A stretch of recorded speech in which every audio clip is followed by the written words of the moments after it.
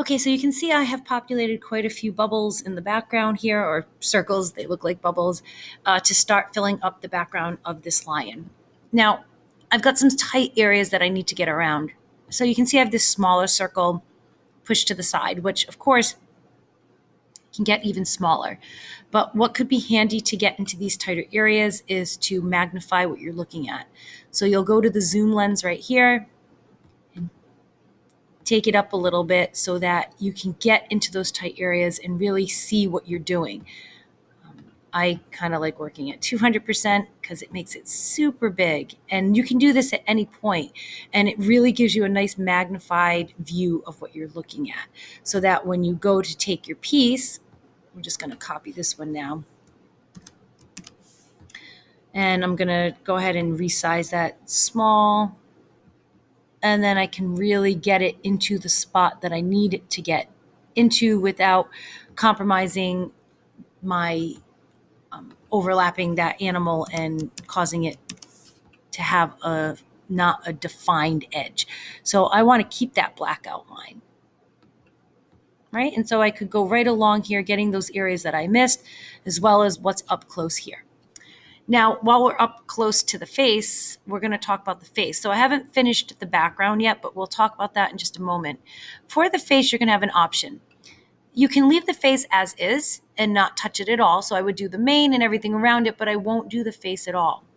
If you want to try to do the face, you absolutely can. The technique would be the same. You're just going to work as enlarged as you can get it so that you can see what you're doing. So inside here, I could use circles of whatever color I want and fill up the muzzle and fill up his little beard. And then, of course, get around in that face with all tiny little shapes like this or even smaller. So let's say I was using this as my shape to say start filling in the muzzle. I could make that any color that I wanted to, that I could find from the scrapbooking paper, but I could also use I was hoping that we could use a fill bucket, but I'm not sure that that's an option here. I could have recolored this by using the fill bucket, but again, I'm not sure that that's an option at this point. I'm sure it could be.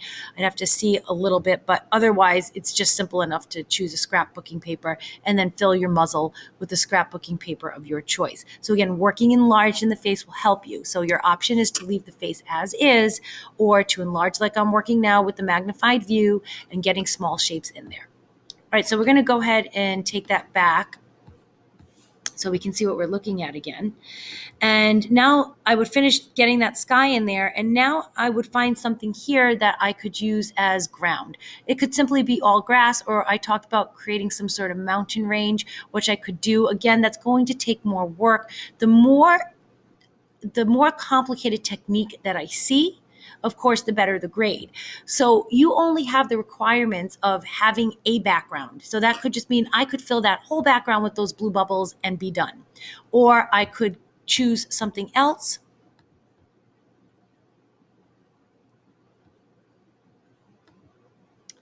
We're going to say grass.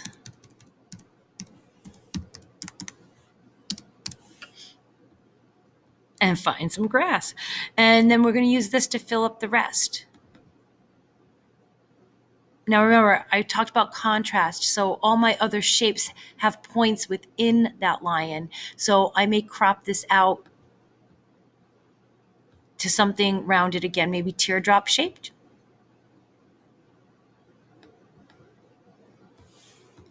Okay, again, it does have a little bit of a point, but not as pointy as what I'd been using.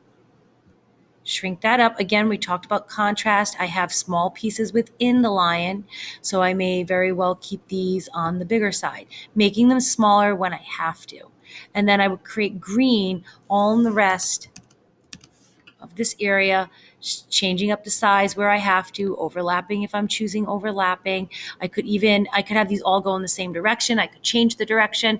So we're basically working with pattern and repetition. Okay, pattern and repetition are what we're using to create this collage. So we've got pattern within the scrapbooking paper, and then the repetition is us copying these shapes and repeatedly using them.